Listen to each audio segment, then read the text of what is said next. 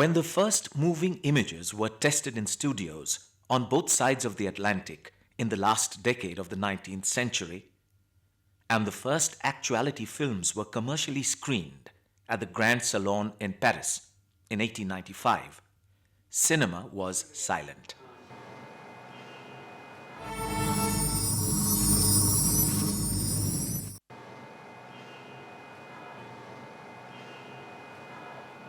Oh, guess what happened when they showed this film at the theatre?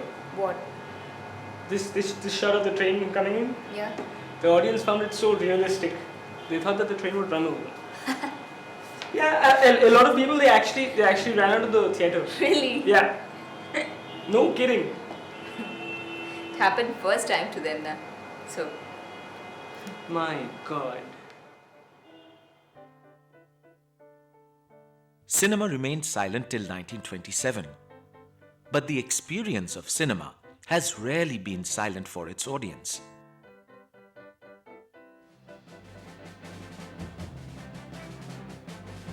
Silent films had live musical accompaniments. Sometimes, when these films were screened at fairgrounds, there was live accompaniment of sound effects.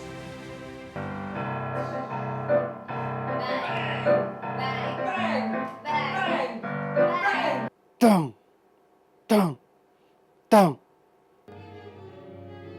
However, these sound effects were not integral to the expression of the filmmaker. The visuals conceived by the filmmaker were complete in themselves without the support of sound. The sounds suggested in the visuals were meant to be imagined by the viewer.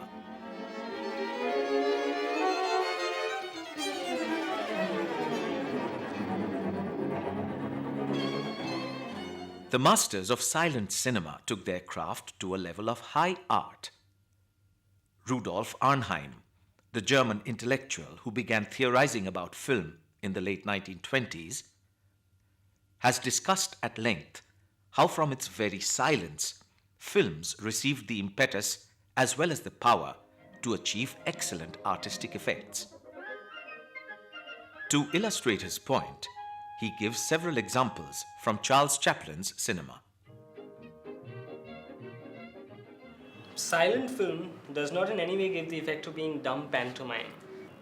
Its silence is not noticed unless the action happens to culminate in something acoustic, for which nothing can be substituted, and which is therefore felt as missing, or unless someone is accustomed to sound film. The divergence between reality and dumb show gives the actor and his director plenty of leeway for artistic invention. The creative power of the artist can only come into play where the reality and the medium of representation do not coincide. In Satyajit Ray's words, what was once patronizingly thought of as rudimentary and backward has now emerged as valid achievements in an independent and self-sufficient art form. An art form with its own special appeal and its own special aesthetics. Today, one can actually question whether the introduction of words into films was not in fact an introduction of an impurity, undermining the direct visual impact of the medium. Silent era stubbornly refused to switch over to talkies. Chaplin was one such master. He firmly believed that the spoken word was superfluous for this medium. In his 1936 film, Modern Times, spoken words are only put in the mouths of capitalists and their agents, who speak to the oppressed workers, not directly, but through a talking machine. And when Chaplin himself breaks into a song at the end of the film, it is a delightful rhyme of gibberish. The words do not convey any meaning, but the action is so eloquent that it more than makes up for the lack of meaning in the words. Gradually, the idea of post-synchronization began to take root, and movies got back their mobility.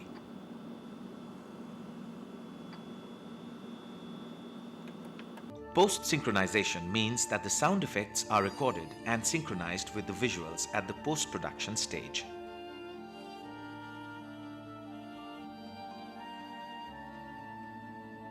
Ready, everybody? Ready. Roll camera. Imagine a scene And action. where a protagonist is looking for a lost key in the wilderness.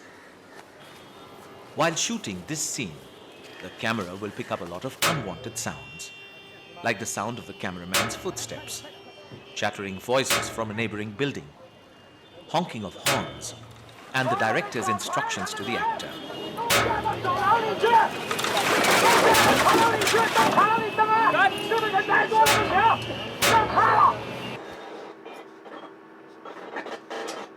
But through the process of post-synchronization, one can separately record the sound of footsteps, the crunching of leaves, birds chirping, and internalized monologues spoken in whispers, and synchronize these with the visuals in layers of tracks. The result will be much more realistic. The viewer's experience will be much more complete without the hindrance of unwanted sound. The effect of the scene will be much more overpowering. Post-synchronization gradually developed into a fine art. The art of mixing the right sounds in right proportions with the right image. And the effect was a heightened realism. So what time is it in New York? 11:30. Night? Recall the reverb in the conversation between Kane and his second wife, Susan Alexander, in Citizen Kane. Gee, 11:30. The reverb emphasizes the fact that Kane and Susan are two lonely souls in the huge palace Xanadu. Because we live in a It also establishes Xanadu as a hollow space, both physically go crazy. as well as emotionally. Nobody to talk to, nobody to have any fun with. Susan. 49,000 acres of nothing but scenery and statues. I'm lonesome.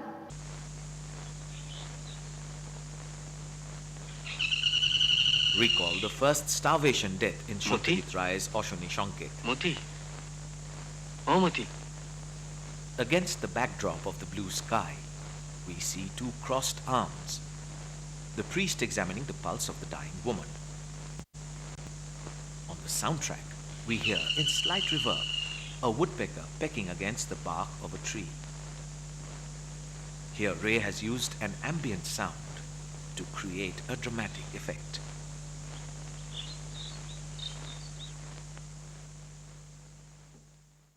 Recall another Ray film, Gupigain Bagamain. The sound of dripping water creates a suspense till the source is revealed.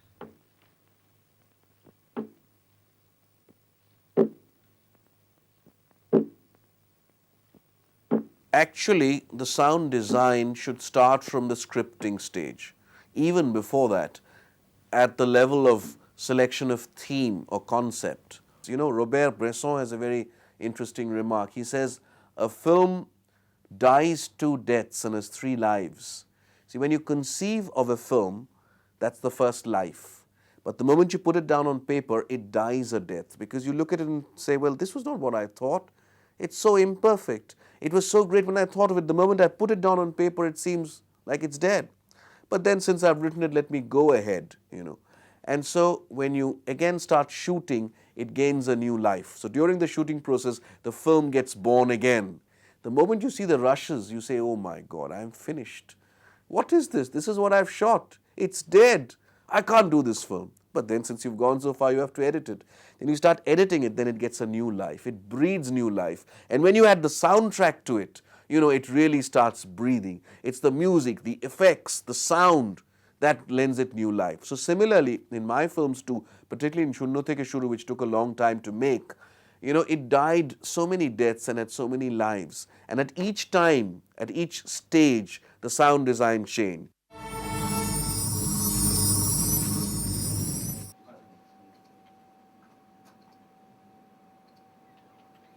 Sound effects juxtaposed with the visuals at the post-production stage need not always be synchronized with any particular action. Such sound effects are called asynchronous sound effects. Asynchronized sound effects may be used to suggest a lot of things without showing them visually. Yeah. Yeah, we are ready. Ritik Ghatak calls it design by inference.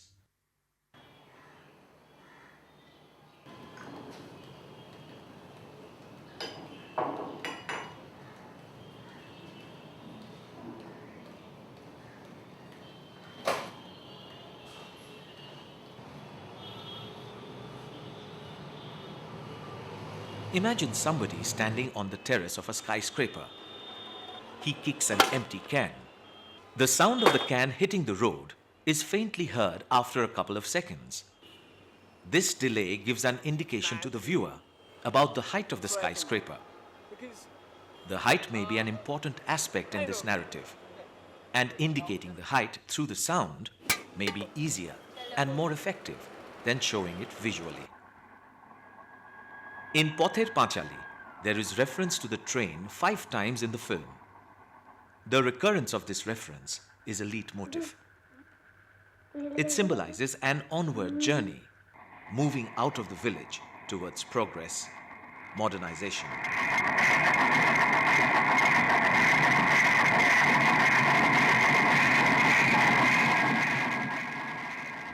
Certain sound effects may be associated with very specific emotions in a film. In Ritik Ghatak's Meghe Dhaka Tara, when Neeta's mother spots Neeta with her boyfriend Shonot for the first time in the film, she is cooking. There is the sound of simmering oil on the soundtrack. This sound gets associated with the mother's apprehension of losing Neeta, who is also the sole breadwinner in the family. When later in the film, the mother spots Neeta and Shonot together, we again hear the crackling of oil, even though the mother is not in the kitchen in this scene.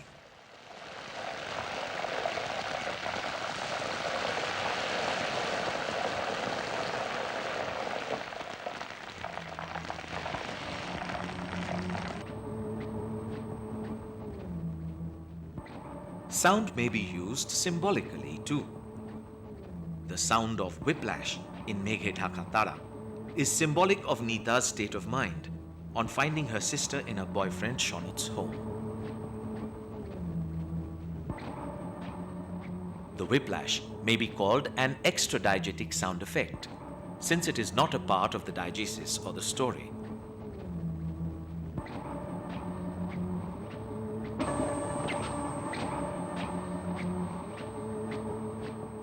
Andrei Tarkovsky wrote in his book Sculpting in Time, The sounds of the world reproduced naturalistically in cinema are impossible to imagine. There would be a cacophony. In itself, accurately recorded sound adds nothing to the image system of cinema, for it still has no aesthetic content. As soon as the sound of the visible world reflected by the screen are removed from it, or that world is filled for the sake of the image with extraneous sound that don't exist literally, or if the real sounds are distorted so that they no longer correspond with the image, then the film acquires a resonance. Now, the piano sequento is a technique in which when the camera moves through space, it also moves through time. In other words, I will show several scenes without actually cutting those scenes, without moving into a flashback or a flash forward. So there is this scene in which this revolutionary, Bhisham Dev Sharma, is running away from the police. And you see that he's running down the road and there are bombs exploding in the background. He crosses the lens and you can hear his sound, the feet, the sound of the feet. And the camera is tracking on a wall.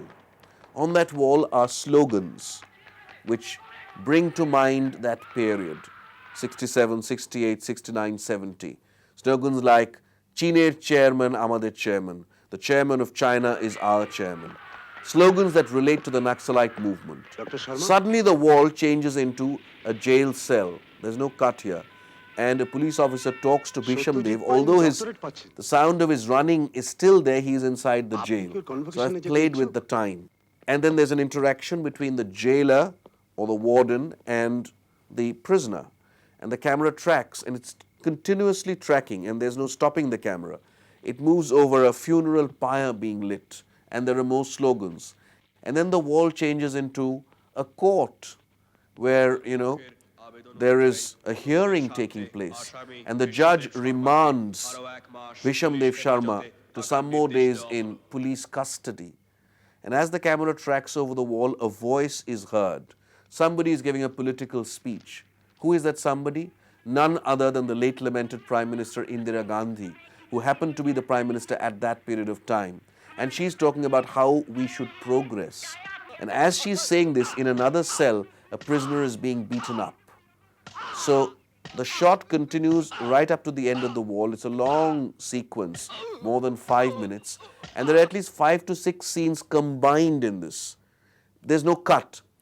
And there is a very complicated, layered soundtrack. To illustrate his running, the feet and the sound of the feet are very important. They almost become like a motif, something that repeats itself, a liet motif as it were. Then there's the siren, because the police are moving all over town. They're capturing young people, shooting them indiscriminately. It was a terrible period. So the sound of the siren is always there. Then there are the sink sound, the sound of the boots of the warden, creating a somber kind of ambiance, an ambiance of fear.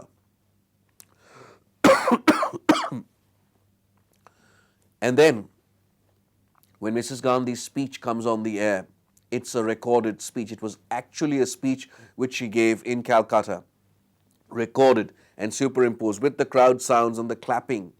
And then there's the beating of this guy in the jail cell. The sound of the stick on human flesh, as it were.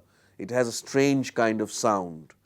And there's the ambience of the night, maybe the night crickets. So it's a layered soundtrack designed in a way to bring across the visual quality of that particular sequence. In this film, constantly, I've depended on sound, and sound has always conveyed something quite different from the image. It hasn't been subservient to the image. When Vishamdev Sharma comes out of jail, he's a mental wreck. His mind has short-circuited. So he hears certain sounds that others don't.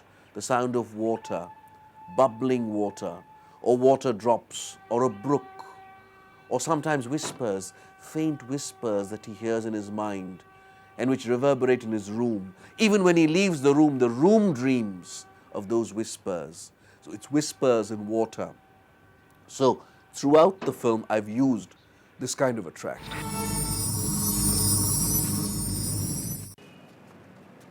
Eisenstein, Pudovkin and Alexandrov wrote in the pamphlet Statement on Sound. Sound is a double-edged invention, and its most probable application will be along the line of least resistance. That is, in the field of the satisfaction of simple curiosity. Sound used in this way will destroy the culture of montage, because every mere addition of sound to montage fragments increases their inertia as such and their independent significance.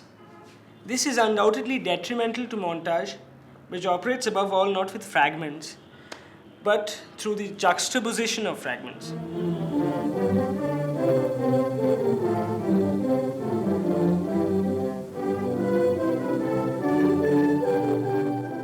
Do you remember the battleship Potemkin, Odessa step sequence? Steps, yes. Yeah, sequence. Thing begins with the revelers. They're cheering and waiting for the ship to arrive. And then the armies Soldiers marching towards them. Yeah, they're marching down. Synchronized. Remember the elements that there were? There were these gunshots, this pram coming down, people shouting. Huge cows. Yeah, and so think what would have happened if all these different sounds would have been added to the film. That's exactly what Eisenstein and the pamphlet says. That would have been cacophony. That would have just made no sense at all.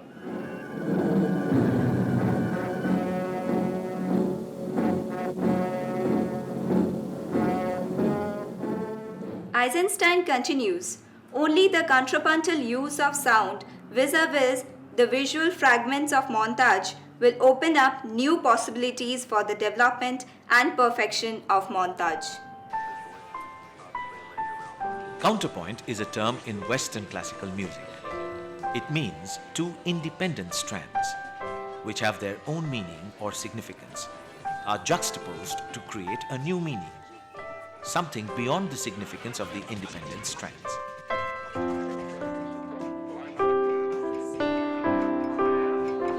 To continue with Eisenstein, sound, treated as a new element of montage, as an independent variable combined with the visual image, cannot fail to provide new and enormously powerful means of expressing and resolving the most complex problems.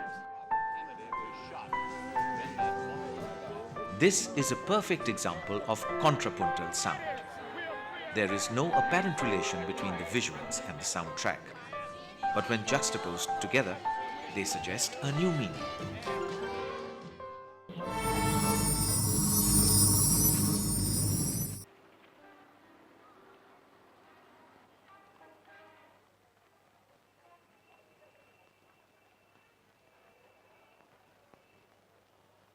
Certain powerful visuals do not require the support of a soundtrack.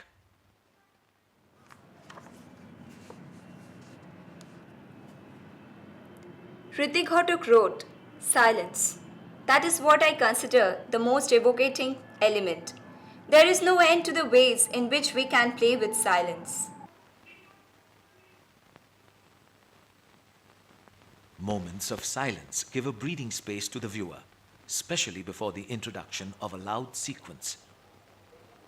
And silence itself may carry its own meaning. It may imply deafness or breakdown in communication. A mature soundtrack of a movie strikes a balance between the segments of sound and those of silence. We may conclude with Hrithik Ghatak's words. Whatever you think of the sound for a film, it is the design of silence that you have to chart out first.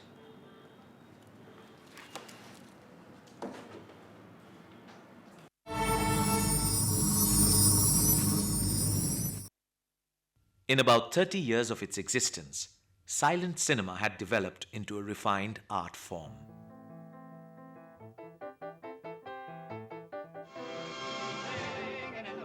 The coming of sound gave a big jolt to cinema as an industry, as well as an art form. The initial years of sync sound were chaotic as well as problematic.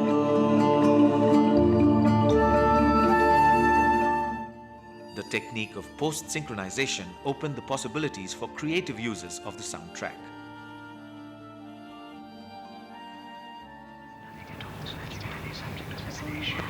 Sound effects went beyond being mere appendage to the visuals and began to carry their own meaning. Eisenstein and his colleagues had suggested that contrapuntal use of sound effects would be a powerful element in the development of montage.